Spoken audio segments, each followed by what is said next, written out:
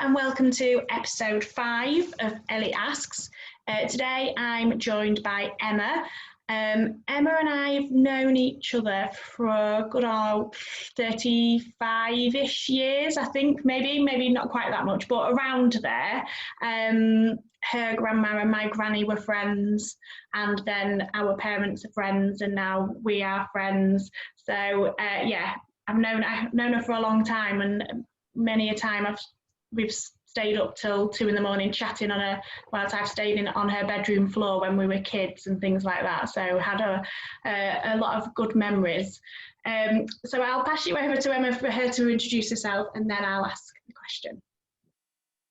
Thanks, Ellie. So I'm Emma and I'm 40. I've just gone 40 and I live with my husband, Adam, and my 2-year-old Albie in North Yorkshire. In a beautiful, beautiful place, yeah.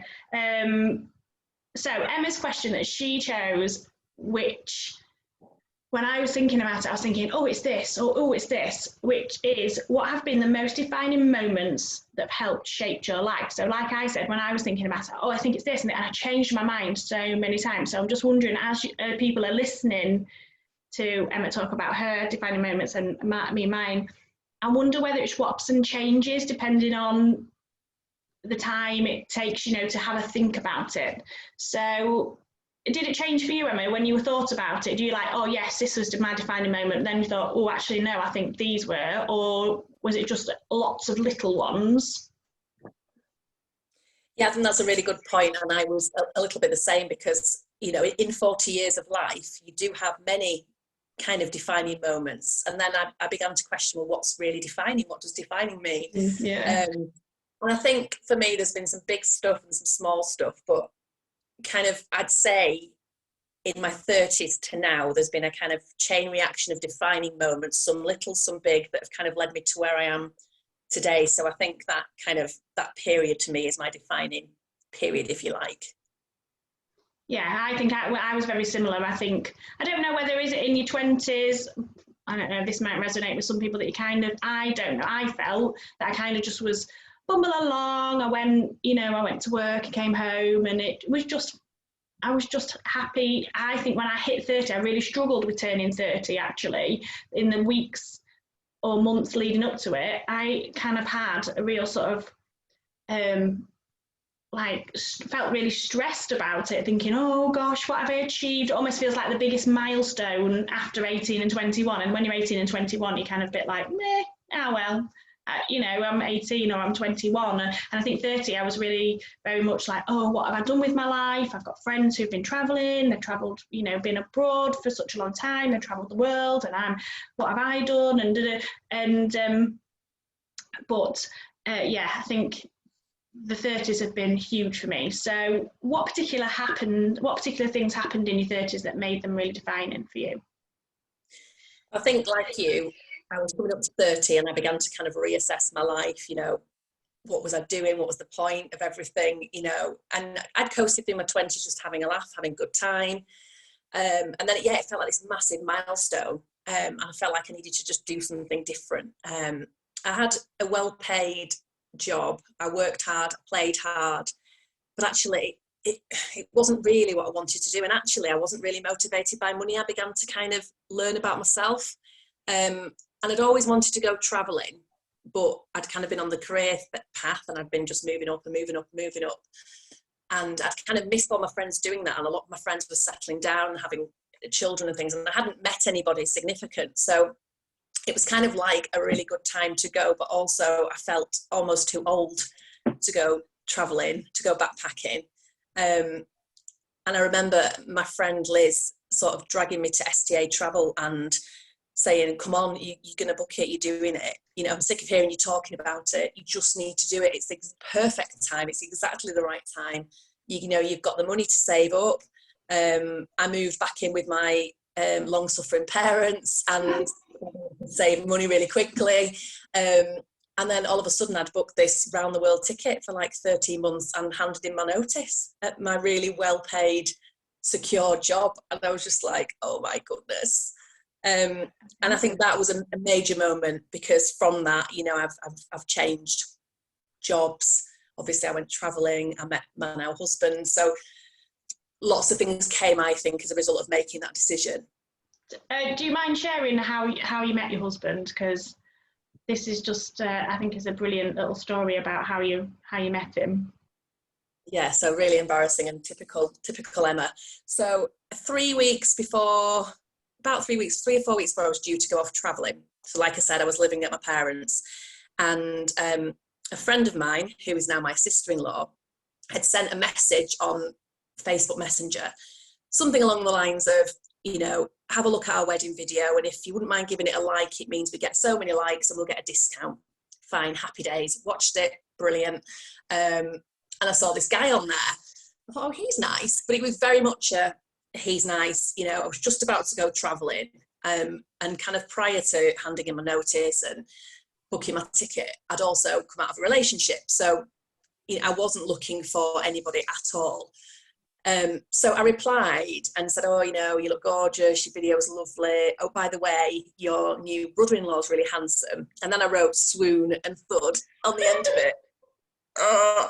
And then I sent it, and then I went to go, I remember the moment really well because I went to go and eat my roast dinner, and I could hear my laptop going ping, ping, ping, ping, ping, ping, ping. And I thought, it's weird. So anyway, after I finished my dinner, I came back in, and it was just like this long thread, and she'd actually sent it to lots of people, not just me, and I'd pressed reply all instead of reply. So it'd gone to everyone, which is obviously so embarrassing. It included Adam's mum, Adam's brother, everybody at the wedding, and they were all having a conversation about it in Messenger. And they're like, well, at least she's not press reply all, and all of this kind of thing. So that was another defining moment, because I guess if I hadn't sent that message, then I wouldn't have met Adam, because, you know, 3 weeks later off I went. But his dad was sadly dying at the time of cancer, and, you know, he sent me a private message saying, oh, that's really made my day, it's really cheered me up, thank you, and, you know, I think we should meet up, and why don't we go for a drink? And I was like, I'm going away in 3 weeks, I'm not looking for anything. And he's like, oh, come on, my dad's dying, you know, come and cheer me up. And it just felt very natural. It didn't feel, I don't know, I just obviously felt very drawn to him. So we had 2 dates, which were amazing. And then off I went. Ace. I love that. Thank you for sharing that, because I love that story. When my mum told me, I was like, oh, you're kidding. Oh my gosh. And I literally probably was like, oh, hands on face, and like, oh gosh, how embarrassing, but how amazing as well.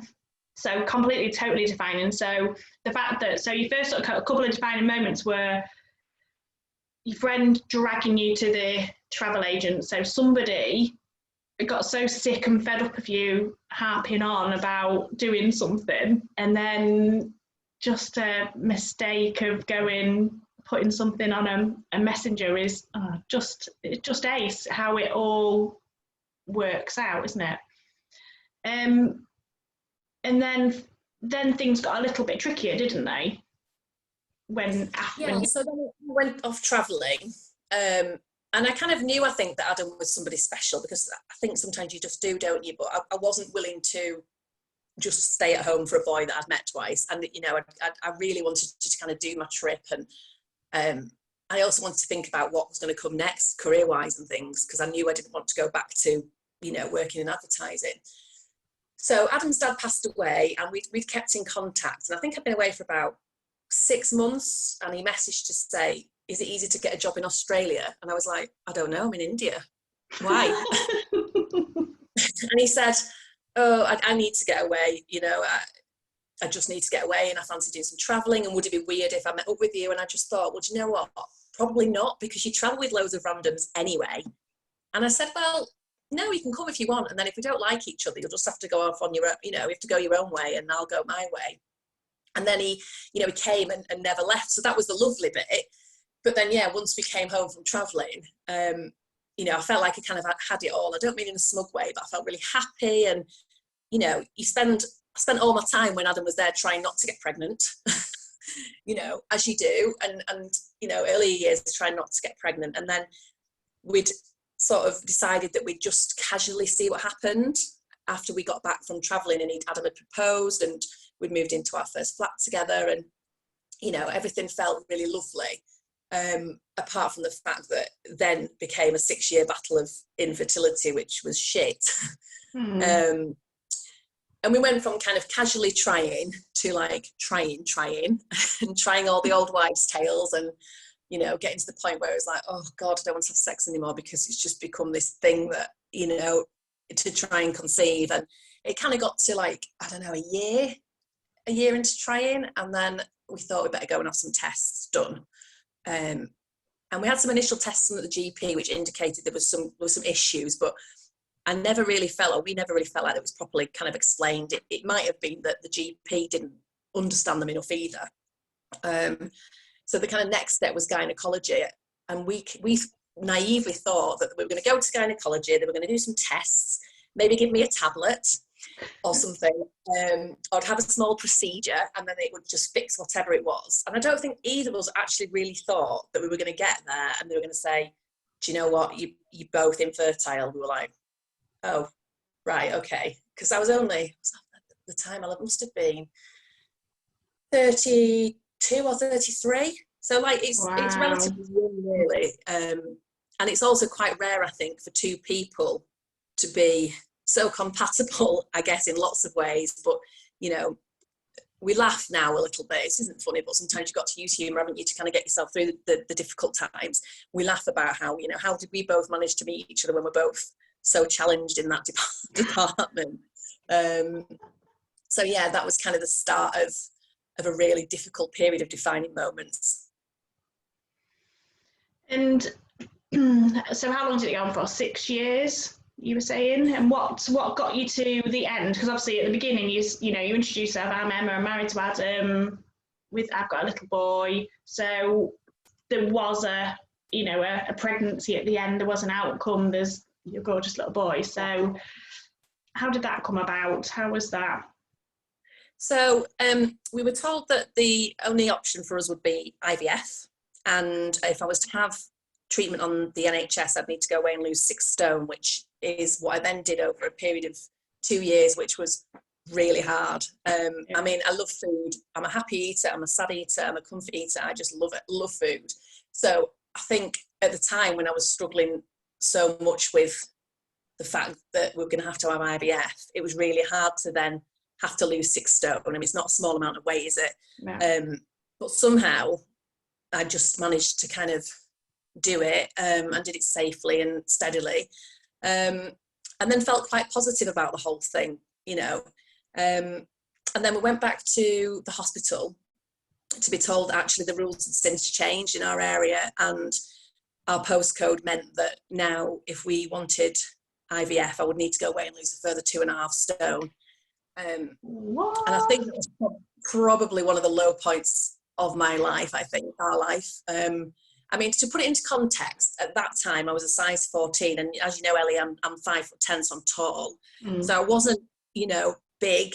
I mean, the doctors kind of agreed that it was almost not fair because I was healthy, you know, I'd been doing lots of exercise, I was eating really well, you know, and my diagnosis was low AMH and perimenopause. So kind of time was marching on, and I didn't feel like I had more time to be just going away and casually losing another 2.5 stone. And it didn't feel possible. And I was so over it at that point.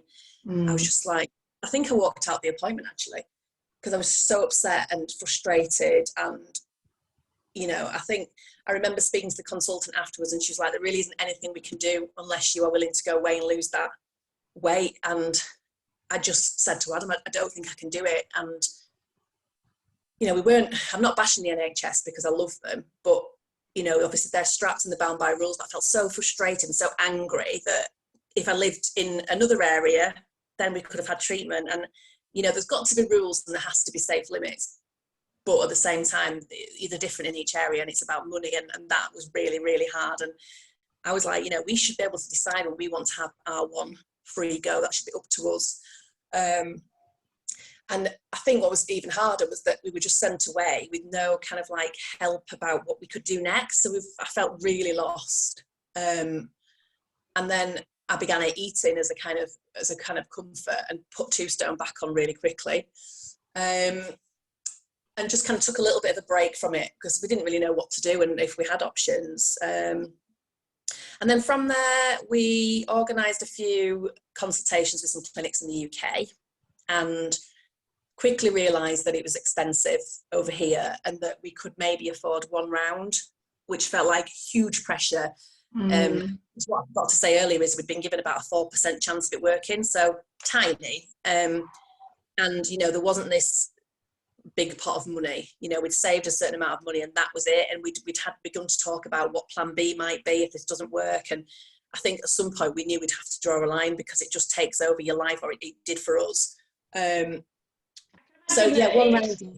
I could imagine that it does, you know, that like anything, you know, if you want something, or even if you've got, you know, you've got a new car, you see those cars everywhere, it's because it's on your radar, isn't it? I would imagine, and correct me if I'm wrong, that I would imagine at your point, from your perspective, wanting a baby, or was it all you saw was pregnant women and babies and prams and, you know, and things, and that because it's on your radar, because is it the first thing you wake up thinking about and then the last thing you think about before you go to sleep, that sort of thing?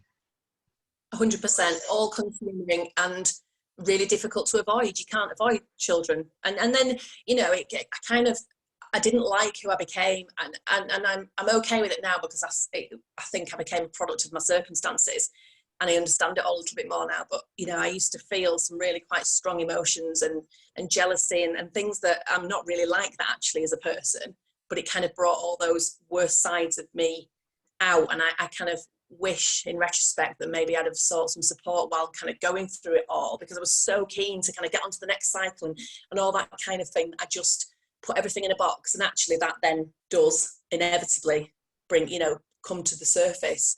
So yeah, I saw children everywhere, and at the same time we're talking about plan Bs, and we're thinking, right, well, maybe we could just go and live in Australia. That was our kind of plan B. But then at the same time both knew really that family was what we kind of wanted. So it took a little bit of time, and like I say, I had a couple of consultations in the UK, and then we're like, right, we've got one chance. And I can't remember what led me to kind of Google IVF abroad, but that's what I began to do. I began to look into clinics abroad. And, you know, being the type of person that I am, I kind of really research things properly. And, you know, I remember saying to my family, I think we're going to go abroad for IVF. And they were like, what do you mean? Is it safe? You know, it's quite a big thing. I think Mum thought that I was going to be going somewhere where they're doing like botched up boobs jobs and nose jobs and stuff, and she was like really worried. You know, and now she tells everybody, go abroad, go to Europe and have IVF. It's amazing. So that kind of, we had a few Skype consultations that were generally free, and suddenly realised that we could have like 2 or 3 cycles for the price of one here, including everything, flights, accommodation, the whole shebang. And so all of a sudden I felt like, okay, this feels a lot more positive, like we've got a plan. And I knew that the limits in Europe for BMI were 40. So I knew that, you know, I'd put this 2 stone on, and I think actually I did lose a little bit before treatment just because I was naturally feeling a bit more positive, but I was still heavier than when I went back to the doctor for the consultation. Yeah. So I didn't have that kind of pressure on me, and I just focused on being well and not necessarily the weight as such. So yeah, we decided we were going to go abroad for our treatment.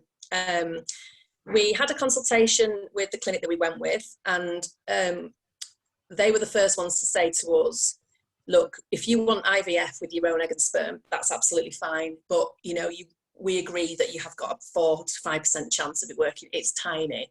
And we'll support you if that's what you want to do. But have you ever considered donor? And it was nothing, I didn't really know anything about it and hadn't considered it at all. I didn't know how Adam felt about it. And we both kind of like looked at each other and we were a bit like, well, what is that? What does that mean? Yeah. And their suggestion was that actually if we were to use a donor sperm and donor egg, and essentially you adopt an embryo, if you like, that our chances would go up to sort of 65 to 70%, which all of a sudden feels like, actually, do you know what, after 2 or 3 rounds of this, we are going to have a baby. And something you can hold on to, some sort of hope there, because actually that is so much, so much of a higher percentage, isn't it? I think, to have that. Just before you carry on, Did you look at lots of different countries, or were you very sure and where you wanted to be, or were you just unsure when you started looking at it? Oh, we were completely unsure, because literally, if you type IVF abroad into Google, it throws up so much information, it's overwhelming. So it began a period of kind of really researching, and because a lot of the consultations were free, we could have the luxury of having consultation after consultation, so we could find the right kind of clinic for us, and we knew when we spoke to the clinic we went with that they were the right one. Feeling, or just professionalism, or? I think I strongly believe in intuition and gut feeling, because it's never usually wrong. So I think there was a bit of intuition, professionalism. It's hard to kind of pin down exactly what it was, but I guess we'd had a few consultations by that point. And sometimes you just know, don't you, in life? Sometimes things just feel right, and that felt right. It was still scary. You know, there was a lot to kind of organise, and I had no idea where I was going to get medication from, how I was going to get it abroad, how I was going to get time off work, how it was, you know, are they all going to speak English? I still had all of those kind of reservations, but all of a sudden, you know, a path to parenthood had opened up to us. And I think, you know, Adam and I had always said, like, we'd consider adoption, and we would be open to other ideas. And I think when we discussed that in the time that we kind of had before we went for our treatment, again, that took off the pressure, because there are so many ways to parenthood. And if you are able to open your mind to that, and they are right for you, I know it's not right for everybody, then I think that takes some pressure off, because you suddenly realise that there are lots of options out there actually to becoming a parent, perhaps not in the way that you'd originally imagined, but actually still wonderful all the same. I love that little phrase of a path to parenthood opened up for us. That sounds lovely, and it kind of sounds like something that parents, you know, prospective parents who are, or not parents, as in couples who are struggling to conceive, that actually, oh, this is a path to parenthood. It almost feels a little bit like, ha ha, you know, like a golden gate, and the doors are opening and the bright light and everything, you know, almost like dreamlike to me. It kind of conjures up that sort of thing. So finding this, would you say that's defining having your son, or the whole journey, or what came after as well, or the knock-on effect? Because obviously I know what came after. I know the listeners won't know, but I know you're going to talk about it. But which bit would you say is most defining, or it just is it like almost like a stacking up of moments? Yeah, so there was obviously the finding the clinic, realizing that my BMI was okay, I was healthy, you know, we had a choice. Finally, somebody had given us a choice. I felt empowered again. I felt like there was hope, and you know, we could choose our option. We could go with our own egg and sperm, which is fine, or we could choose this other option, a non-conventional option. But Adam and I aren't particularly conventional anyway, and you know, I would still get to carry this baby if I became pregnant and give birth to them, and we knew we would love them no matter what. So that was hugely defining, because like I say, I had hope. And, you know, because what came after that was 2 failed cycles, which were extremely difficult. But I think knowing in the back of my mind that we were going to be having 3, and the clinic we went with had a guarantee program that if you weren't pregnant by your 2nd cycle, you got your 3rd one for free. So we had a 3rd one for free. And on that cycle, we were really lucky to, you know, conceive our son. And you know, he's amazing, and I truly believe that he is the baby that we were meant to have.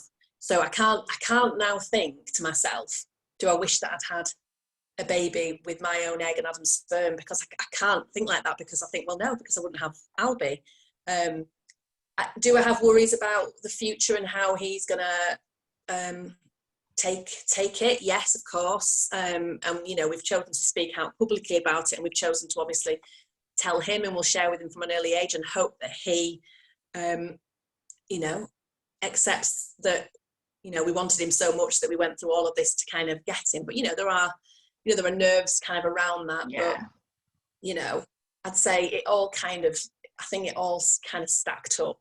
And then, you know, after that, I felt a little bit like, probably my biggest defining moment is taking all of that a lot of the awful time that we experienced, you know. And as I said earlier, I as you know, I had postnatal depression after I had Albie, and I kind of felt like I couldn't speak out about it because I felt like I shouldn't. How dare I have postnatal depression because I've got my baby? Like, what, how ungrateful are you? Yeah. But now I realise, having, you know, been to talk to somebody, that actually there was a lot of trauma that I just kind of pushed to one side, and actually, you know, I should have gone to speak to somebody earlier, because I think that would have helped me massively, to go and speak to someone like yourself, Ellie, about kind of how I was coping, because you can't go through all of that and it not have any kind of impact. But being the kind of person that I am, or that we are, I kind of thought to myself, you know, I need to do something positive with all of this shitty stuff that happened, and I want to help other people by speaking out about it, and by, you know, telling people that there are other options as well, so other paths to parenthood. But also, you know, I'm not bashing the UK system at all, but, you know, I've spoken to people who said, oh, I didn't even realise I could go abroad, or, you know. So we decided during maternity leave and at the height of my postnatal depression that we were going to set up a business. You do. As you do, with a baby that didn't sleep. Yeah. And I think I just channeled all of my energy into that, because I couldn't think about kind of what was going on, and I just needed to do something positive. And then we set up a business called Your IVF Abroad. Amazing. And we decided that it was our mission to make fertility treatment a more affordable and accessible choice for more people, because unfortunately, due to postcode lotteries for the NHS, due to age and BMI limits in this country, and also the sheer cost of it, you know, it does exclude a lot of people. And we just wanted people to know that there are other options. And yeah, it's tricky organising everything, and, you know, the clinics are fantastic, world-class clinics, but you have got to organise quite a bit of stuff, and that is quite overwhelming, and you need to be focusing on your treatment. So we decided that actually we could help people with that. We could organise everything for them, and also be there to kind of, you know, to understand and hold the hand all the way along, and help them by matching them to clinics. And then we made the decision really early on that we were going to be completely independent, and we wouldn't take any commission from any clinics. So we're trying very hard to kind of keep ourselves where we were, and just remember what it's like, and to be, you know, fully on the side of our clients, and to be different out there. So that's kind of where the idea came from. Yeah, I think as to go through that, but to then have a business and two people who have walked in the same shoes that they are walking in must be massively comforting, supporting, you know. I think, and to know they go, look, I've been there, I've done that, I totally understand where you're coming from, I've been to that clinic, it's this, yes, they speak English, or if they don't, somebody else does, or whatever, and to be able to answer all those questions. Because, you know, having someone in this country to go, oh, this might sound a really daft question, I don't feel like I want to ask, you know, people are really shy about asking things like that, and that's great that you, and I love the fact that you've turned something that, like you say, was so shitty into something really positive to help other people. It's just amazing. So actually lots of defining moments, and then almost like loads of little ones all put all together to create another big thing that is your new business. When this all goes live, when it goes on Facebook, I'll put all Emma's social media on there so that you can see if it's something that anyone listening is interested in. We're coming towards the end now, Emma, of the podcast, so I just wanted to say a massive thank you to you. Thank you for being so open, so vulnerable, you know, telling your story, and I think it will make a huge difference to people who are listening, who may well be going through that, or hope either may go through it in the future, you know, so that they can go, I remember listening to a podcast about with Emma from Your IVF Abroad saying, we could just go abroad. So I really appreciate your honesty and your vulnerability. I think it's really empowering, because I think when somebody is so vulnerable, it allows other people to be really vulnerable and empowers them to not hide behind anything. So I really appreciate it. Thank you. No, thank you. And you know, it's really scary actually speaking out. And I made a decision that I would bare my soul, and it's quite scary. But then the response I get from people is brilliant, and then they do the same thing, and then people all of a sudden start to talk about these things, and we're not feeling ashamed. Like, I'm not ashamed that I'm a mum to a donor baby. You know, let's talk about it. I'm not ashamed anymore that I have, I had postnatal depression. Let's talk about it. It doesn't make me a bad person. And by not talking, and I know it's not easy to talk about it, and I couldn't have done it back then, I can only do it now and through the other side. But I think it makes a huge difference, and if you can just help one person, then brilliant. And that's part of the reason why I've just set up, as you know, a free Facebook support group called Infertility Warriors Let Battle Commence, because I recognised that there was no kind of like private confidential space where anyone could just go and talk to other people in the same boat who got it.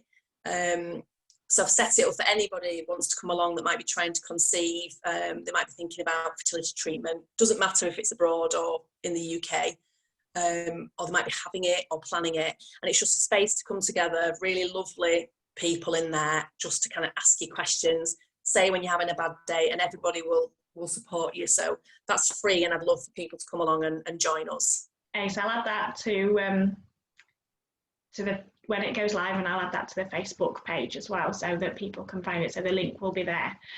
Thanks again. I really appreciate it. Take care.